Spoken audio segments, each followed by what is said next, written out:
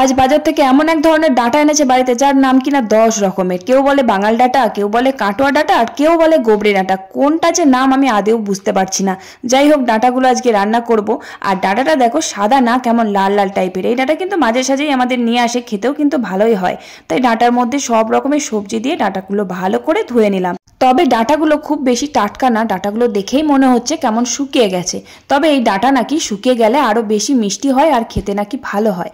একটু বেশি করে মিষ্টি দিয়ে আর একটু সর্ষে বাটা দিয়ে ডাঁটাগুলো চচ্চড়ি করে নিলাম। তবে এই লাল ডাঁটাগুলোর থেকে সাদা সাদা যে ডাঁটাগুলো হয়, কাটোয়া ডাঁটা না কি বলে, ওই খাটো খাটো ওই ডাঁটাগুলো কিন্তু আরো বেশি মিষ্টি হয়, খেতে ভীষণ ভালো আর একটু মোটা মোটা হয়। আর আজকে রান্না করলাম দেখো, আলু দিয়ে উচ্ছে ভাজা করলাম, আর একটু মুসুর ডাল করলাম, আর পটল দিয়ে মাছ দিয়ে ঝোল করলাম। পটলগুলো আজকে একটু ছোট ছোট করে কেটেছি, আর মাছের ঝোলের আলু ডুমো ডুমো করে কেটেছি, একটু নতুন রকমের।